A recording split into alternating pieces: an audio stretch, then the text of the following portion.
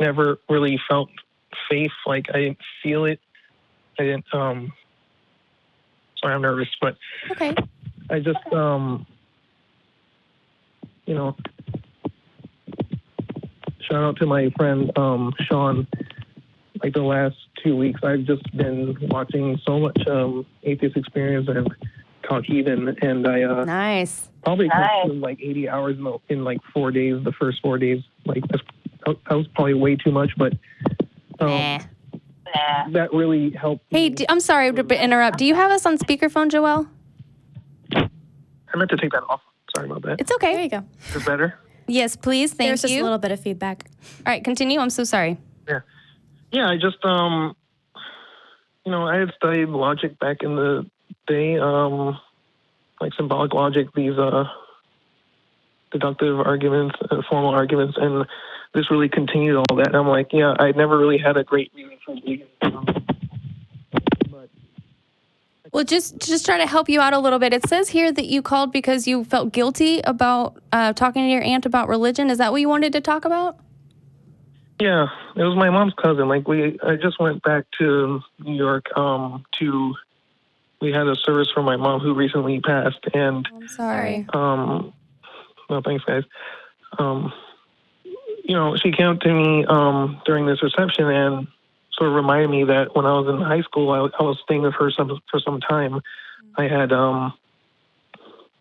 you know, I had brought her to this church at the time that was nearby her, since I was living with her. And, you know, maybe went like 2-3 times. I don't remember, maybe 4 times, but she continued on after that. Like, I was off to college and she continued on and basically became a believer, or maybe she became a believer again, I'm not sure. And, raised her kids in this, like, for the next 14 years, like her son's in the choir and everything. Like, and it was like a surprise because I don't think this way like I used to think. So why do you blame yourself? Not think. Well, it's hard. There's a feeling of guilt there, but it's like I didn't know better, really. Yeah, that's why you shouldn't blame yourself, in my opinion. Yeah, I tend to a lot. Yeah, I mean, you didn't know what you know now, and that's the way I think about a lot of things. You know, when I think about things that I could possibly feel really guilty about, you know, things I've done in the past, I'm like, yeah, but I didn't know what I know now, so I can't be too hard on myself. Yeah. Right? Yeah. I know lots of people who used to be religious, who have since deconverted and feel a lot of guilt and pain over the people that they brought into their religion while they were still religious. Right. You're not alone in that feeling. That is almost practically universal, I think, among people who have moved out of religion, either leaving people behind or introducing people. Like, it's a real valid emotion. So I do want to validate that. Absolutely. But it's not something that you need to take with you. That was past you. That was you were doing what you thought was best for your aunt at the time. You were trying to share something that you loved with her, and you know, that's not something to be ashamed of or guilty about. You did the thing that you thought was right at the time, and I think that that's all that anybody can do. You know, when you change your mind, well, then keep doing it. You know, and when you change your mind again, keep doing it. But when you get new information, as long as you can say, well, I'm willing to accept that I was wrong and I'm willing to update the information as far as what I know now, well, that's all I can do, right? And so when I think about how guilty I feel about having wasted what I call wasting so many years of my life on religion, in church, in prayer, in, you know, CCD classes, and so many things that I've wasted so much time. And I feel guilty about that. And that guilt is what motivated me to spend as much time as I can now countering that. And that's what got me to start volunteering at this Atheist Community of Austin and start call screening. And now I'm on a show talking to people about what I think is wrong with how they came to their conclusions and how I discovered I was wrong. And I'm basically doing the exact opposite of what I used to do because I'm motivated by my guilt. So when I think about, you know, if you do feel guilty or you feel angry or you feel depressed about it, use it because those are motivating emotions. Yeah, let's lay it out there. I was in a Christian college, and I was losing my faith and not telling anyone about it. And so I was going through, and I was talking with you about this earlier, I was going through going to prayer meetings, going to church, going to chapel with my friends, and I was basically lying, right? And I was pretending like I believed what they did, and I didn't. And then later on, I found out that other friends in that same group were also losing their faith and feeling very alone and isolated and lost. So I could go back and beat myself up for not being honest about my own feelings and helping them. But I was just working with what I knew. You know, I was taking the steps that I thought were right for me at the time and right for my friends. I didn't want to hurt them. I didn't want to lose them. So I can't go and beat up past V for what she did or didn't do, and neither should you. And now she can use that experience to her benefit and use it and learn from it and talk about it so that you can learn from it and other people listening can learn from it. And that's where I think we were talking about this earlier too, that talking about it is the best thing you can do. Because if you talk about it, someone's going to hear it. Whether it's, someone across the coffee shop that just accidentally overheard what you said, and then they're going to start thinking and then talk about it with somebody else and then talk about it with... That's how balls start rolling. That's how things start happening and things start changing, is it starts with a conversation. So if you're feeling guilty, I'd say just talk about it. And you are right here, right now. So Thank you. You're on a good path already. I'm sorry. We've been talking for most of this conversation. Oh, that's cool. Pretending is like probably the worst thing. I never wanted to be inauthentic, and I was always someone who was like, I know a lot, and yet I know nothing. That's why I always said, because I'm like always looking for something new to, But that's cool. I'm not set in anything really like 100% because I had no reason to be set 100%. But when it comes to just like talking with her, like I feel like almost a responsibility, like to at some point, we're just sort of reconnecting after like a number of years, and I feel like I should at some point bring it up, or you can. Like I've talked to my aunt. I've talked to an aunt already, like my mom's sister, and she was like surprised. I was like, "Yeah, I think I'm an atheist," and she's like, "What?" And I told my brother. I like talked to my close friend, let him know like.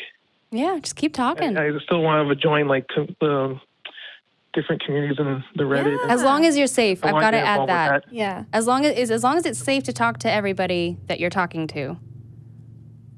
Oh yeah, well, the people that may judge me, I don't think they're, maybe they're on Facebook, but I don't talk to them on a daily basis. And okay. Just want to make sure. Really.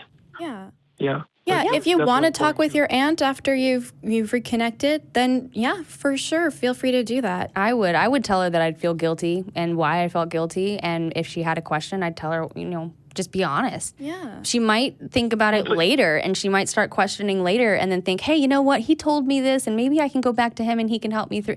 You never know. Yeah. And at the very least, she can tell you not to feel guilty. Right. And hey, if she's happy and if she's raising kids that are acting on what you think is moral and, doing good things and being good people, then I think that, maybe they're fine. Yeah, they're good people. I think the truth is important. Totally. Whatever the truth is, and I feel like the same way I felt like it was sort of a duty to like proselytize like that to anyone who would listen. I never really thought that stuck with anybody. Yeah. Like now my friends they just kind of tolerate me talking about being saved from hell and whatnot. But I didn't think that landed until like 14 years later. My aunt tells me like this actually impacted her, and I was like, oh man, now what? So that brings me to another thing real quick, is that when you do think that you know something, anything, I am actually very careful now to start to question myself before I start telling people what I know, because I've been wrong about so many things before that when I do try to speak about something that I consider myself, knowing, I try to say, oh, well, this is what I think or what I know as of now, or, as far as I've learned, this is what I know. But I try not to be like, oh, this is the truth, because I don't necessarily ever know. And I don't want anybody to, if I'm wrong, I don't want to convince anybody of the wrong thing. But hey, that's another thing that you can take from this, is learning that in case you're wrong, you might not want to go out and tell people what to believe. Right. right? Because that's not what I'm doing. I'm not telling anybody what to believe, right?